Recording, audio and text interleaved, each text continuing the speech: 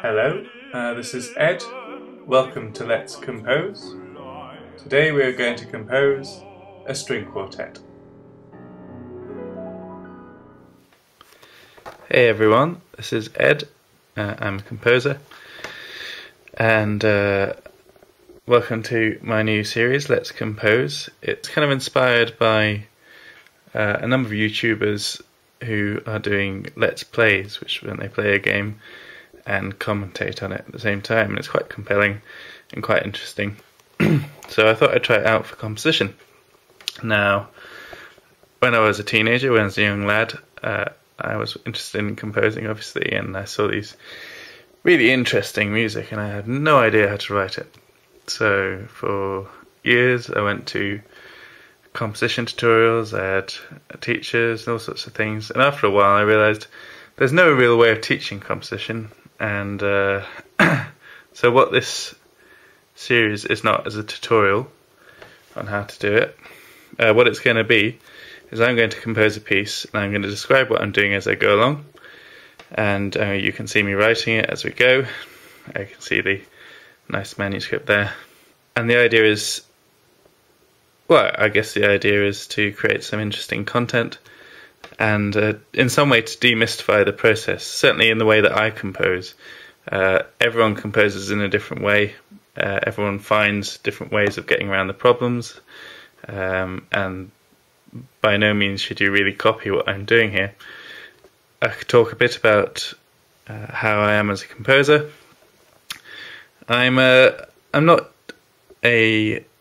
someone that writes in a key necessarily, although I sometimes do. I'm not someone that is either an atonal composer, what you'd call an atonal composer, although I enjoy that kind of dissonance and that kind of background. I was very into serial music when I was at university. I was very into other things as well. I've got quite an eclectic approach, and that's another thing I hope to do with this series, is to in some way introduce the subject of this piece so that you'll enjoy it more. And so if you see how it's composed and why I do the things I do, you might like it more. I found that when I'm comparing contemporary music concerts and things like that, if a composer describes what they do in a more humanistic way, then people relate more to the music and they're more interested in finding out what it's about. So that's another reason why I thought I'd do this series. So if you're interested, if you enjoy the content, please leave a like. Hopefully this will get a few viewers, and we'll see. A bit more about me. You'll notice there's no Sibelius here. I do, in fact, typeset my music with Sibelius, and we'll get to that part when we finished the composition. The main sketch work will be typesetting the piece into Sibelius on the computer, and I'll do a screen capture and you can see all that as you wish. In fact, I'm quite good at it. And so I write everything with a pencil. Actually, this is a pen. A pencil like this, and paper, as you'll notice. I tend to use a very big score like this. As you can see, lots of space and lots of doodling. In fact, probably what will happen as we're going on is that you'll see various doodles appear. I might even doodle while I'm talking to you. In fact, hey, let's do it. So I am, as I say, a pencil and paper composer. I don't use the piano to check things much, although while I'm writing this I'll probably use the piano to demonstrate. I also play a bit the cello. I'm a singer. I'm interested in Mongolian throat singing. That is not going to appear in this piece. We've got a piece already lined up for this. This one is called Beachy. That's a provisional title. Beachy is... oh, I've completely done that wrong. Good start. Good start, Ed. Beachy is the word that the Italians use for bicycle.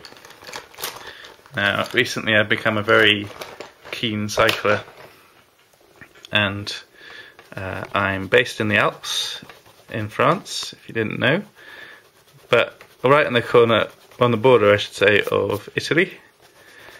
And recently I did a tour of Italy with a group, and they were called Bike Adventures. It was a fantastic tour. It was 1,400 kilometers across Pisa to Sicily, right down the west coast of Italy. If you imagine Italy is this sort of shape, I think. And then there's Sicilia there. That's a really rubbish drawing, I'm sorry. Pisa is about here, with the leaning tower and all that. And Sicily is here. This island thing, in fact, down here is Catania. And here is Messina. Messina is very well known because it appears in a lot of Shakespeare plays, although looking at it now, I can't imagine it in a Shakespeare play. It's a huge, huge city. So we cycled all the way down this west coast. Around here, we went inland via Vesuvius, which was very exciting, to Naples and to Pompeii. We had a day off, and then we went all the way down here, across on the ferry, and then all down to Catania via Mount Etna here, which is another volcano. Very exciting. We did around about 100 kilometers a day, with lots of tough hills, with a number of different characters in the group and a number of interesting things. And it was a really, really amazing experience. It's the first time I've done anything like that. I've just recently got into cycling, and I'm into running and all sorts of sports, and it's very fulfilling for me. It's very interesting for me, and it's become very much part of my life. So this is going to be a very personal piece, really.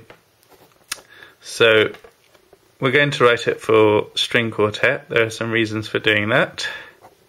In fact, originally I was going to write for string orchestra, because I had a lot of nice ideas regarding pizzicato strings that you can imagine on a bike.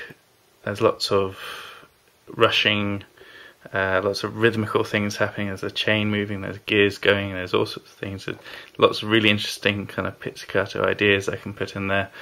Not to give too much away at this stage, but this is Bici. That's how you spell it. I think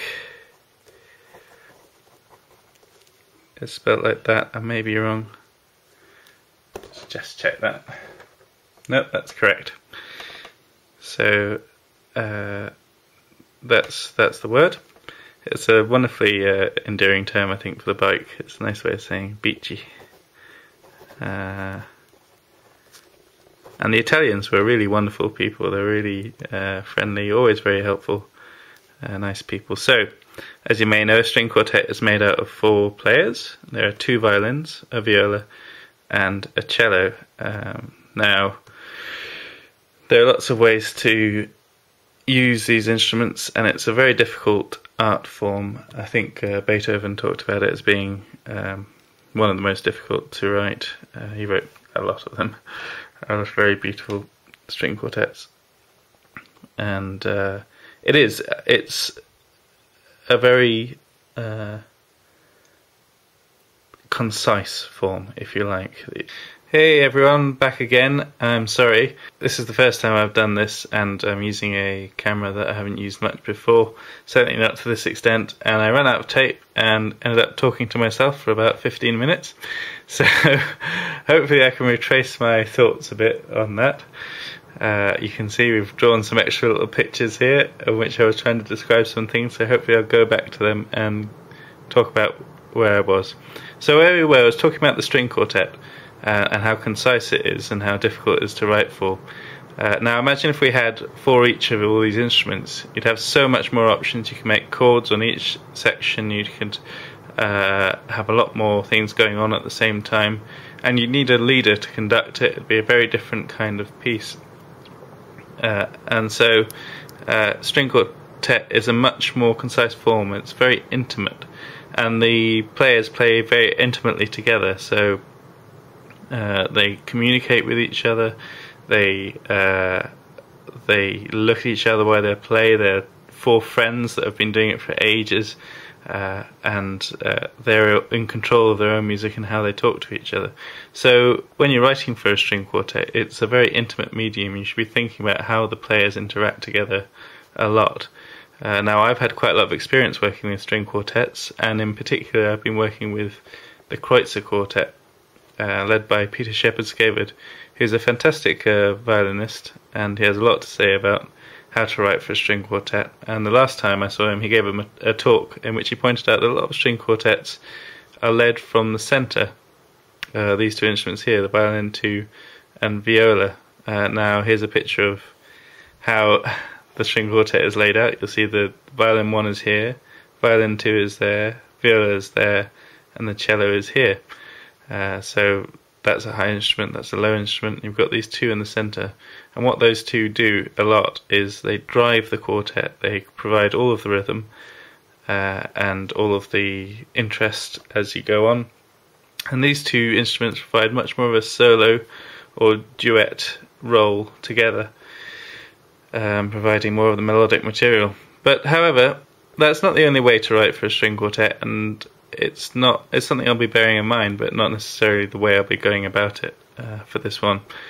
I'm interested in writing for the string quartet because, as you say, it's very intimate. It's a good challenge, but also it's easier to get a performance. It's easier to get your piece heard. And I think if you have a large ensemble, it's like if you go to a buffet. If you go to a nice buffet at a hotel, you've got loads and loads of food, all sorts of different types. All you want to do is eat and eat and eat. That may be the former overweight person in me talking, but if you just have a very select number of instruments, what you end up doing is paring your ideas down to the absolute essentials, and it's a really interesting task. It's very hard to do. But it'd be a nice way of starting this series off. Now, these are the instruments of a string quartet: a violin, 2 violins, a viola, and a cello. It's kind of a funny setup. I've always wondered when I was a kid why there were 2 violins, particularly. I have, in fact, used this setup before in the past, which is violin, viola, cello, and a double bass. Now, because of the double bass, you get a much lower range, and you get a very rich sonorous sound. It's a very nice setup to use, and I love writing for that. There are problems with that. For example, the violin here can be a little too quiet next to this ensemble. Can get lost in the resonance. But having said that, that's a very good option for a string quartet, although you won't find many string quartets with double bass. A string quintet is even more interesting. If you stick a violin on top of there, then you've got a much more even consistency.